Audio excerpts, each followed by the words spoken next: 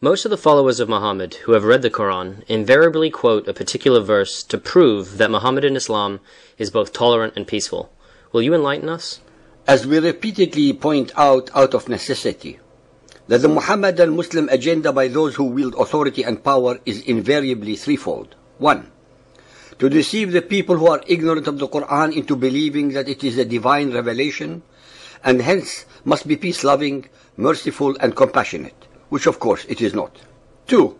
To mislead those who have doubts about their own faith and might want to convert to Muhammadan Islam. 3. To indoctrinate its own members into believing in the above, so that they do not look for answers somewhere else. They have succeeded in this subterfuge for the last 1400 years and continue to do so for the time being. Al-Baqarah 2.256. Let there be no compulsion in religion. Truth stands out clear from error. Whoever rejects evil and believes in Allah has grasped the most trustworthy handhold that never breaks. And Allah heareth and knoweth all things. This is a beautiful and highly moral verse. Let there be no compulsion in religion. The greatest tragedy is that among the hundreds of millions of humanity, both among the believers and the unbelievers, they do not know the facts, and many, especially among the followers of Muhammad, are not even willing to face reality.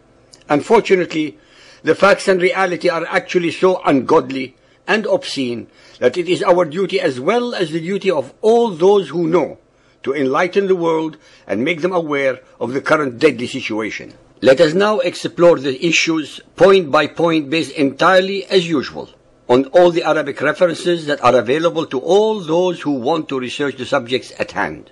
1. Almost all the conciliatory verses that emanated from Muhammad's mouth during the Meccan period were abrogated, unsikhu, during his Medinan period, and among them is the verse above.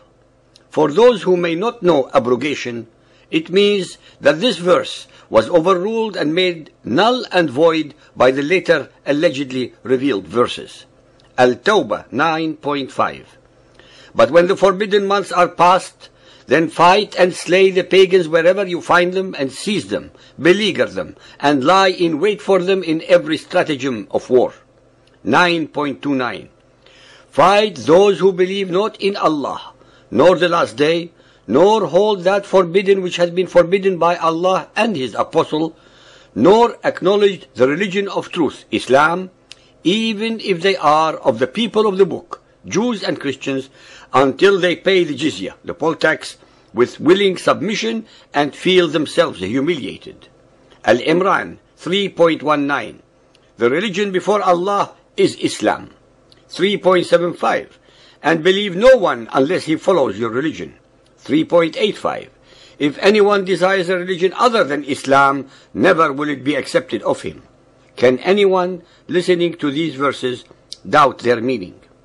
Where in these verses can one find tolerance and no compulsion? Except, of course, the believing followers of Muhammad.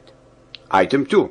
Muhammadan Islam is such a peace-loving, tolerant, and wise belief system that it sanctions the slaughtering of any and all those who change their mind and try to opt out of it. You don't believe me, do you? You think I'm exaggerating? Al-Nahl 16.106. Anyone who, after accepting faith in Allah, utters unbelief, except under compulsion, his heart remaining firm in faith, but such as open their breast to unbelief, on them is wrath from Allah, and theirs will be a dreadful penalty. According to the Muhammadan exegetes, this verse clearly sanctions the killing or slaughtering of any who willingly and freely apostatizes. Sahih al-Bukhari 9.17, narrated by Abdullah. Allah Apostle said, "The blood of a Muslim who confesses that none has the right to be worshipped but Allah, and that I am his Apostle, cannot be shed except in 3 cases.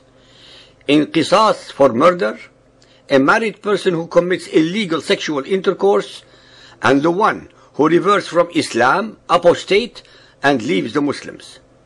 Sahih Bukhari Hadith 9.57, narrated by Ikrimah. Some Zanadiqa, atheists, were brought to Ali and he burned them.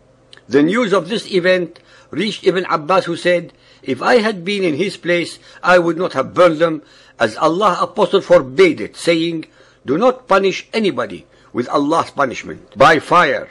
I would have killed them according to the statement of Allah's Apostle.